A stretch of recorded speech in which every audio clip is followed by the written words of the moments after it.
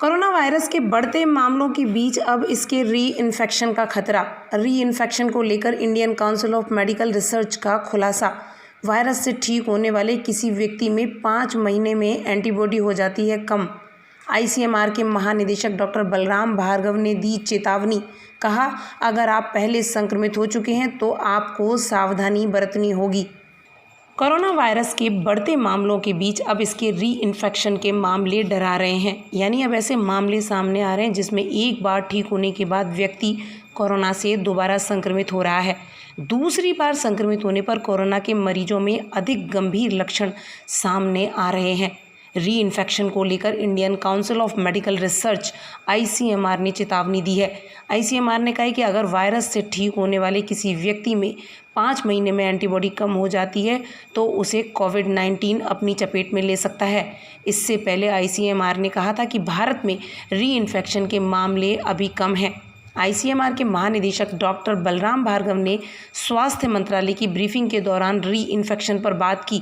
उन्होंने कहा, इसलिए मास्क पहनना बेहद ज़रूरी है। उन्होंने कहा, अगर आप पहले संक्रमित हो चुके हैं तो भी आपको बेहद सावधानी बरतने की ज़रूरत है। सरकार ने उन लोगों को सतर्क रहने की सलाह दी है जो संक्रमण से ठीक हो चुके हैं। बलराम भार्गव ने कहा कि कोरोना संक्रमण नया है, ऐसे में इसे लेकर लगातार अध्ययन हो रहे हैं और रिपोर्ट सामने आ रही हैं। भार्गव ने बताया, अब तक ऐसे कई चिकित्सकीय अध्ययन सामने आए हैं जिनमें एंटीबॉडी के शरीर में रहने की अवधि को अलग अलग बताया गया है। किसी अध्ययन में इसे 3 माह तो किसी में 5 माह बताया जा रहा है। अध्ययन अभी चल रहे हैं, लेकिन एंटीबॉडी खत्म होने के साथ ही संक्रमण का खतरा फिर से होने लगता है। कोई अगर यह सोचे कि वो कोरोना वायरस से संक्रमित होकर ठीक हो चुका है तो उसे दोबारा संक्रमण नहीं होगा, यह एक मात्र भ्रम है। वहीं WHO के समन्वय परीक्षण पर डॉक्टर बलराम भार्गव ने कहा, WHO का सॉलिडेरिटी ट्रायल 30 देशों का ट्रायल है जिसमें भारत भी शामिल है। इसके नतीजे वेबसाइट पर डाल दिए गए हैं, लेकिन अभी तक इसकी समीक्षा नहीं की गई है। इसमें पता चला है कि कुछ दवाएं वायरस पर वैसा काम नहीं कर रही हैं जैसी कि उम्मीद की गई थी। आईसीएमआर ने कहा कि विश्व स्वास्थ्य संगठन के आंकड़ों के अनुसार इस समय दुनिया में लगभग 24 री-इन्फेक्शन के केस हैं। ऐसे मामलों की पहचान करने में 90 से 100 दिन का समय लग सकता है। हालांकि WHO ने अभी तक इसकी संख्या तय नहीं की है। गौरतलब है कि हाल ही में री-इन्फेक्शन पर द लैंसेट में एक स्टडी छपी थी।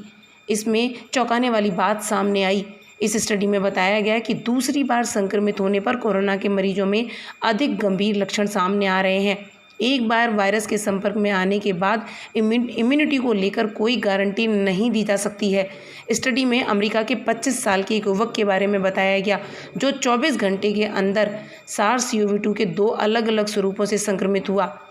युवक में पहले की तुलना में दूसरा संक्रमण ज़्यादा गंभीर पाया गया। री-इन्फेक्शन में युवक की हालत इतनी गंभीर हो गई कि उसे ऑक्सीजन सपोर्ट पर डालना पड़ा। एक्सपर्ट्स का कहना है कि री-इन्फेक्शन के मामलों में इस महामारी पर लगाम लगाने की संभावना पर गहरा असर पड़ सकता है। खास तौर से वैक्सीन के लिए पूरी दुनिया की खोज को बड़ा झटका लग सकता है।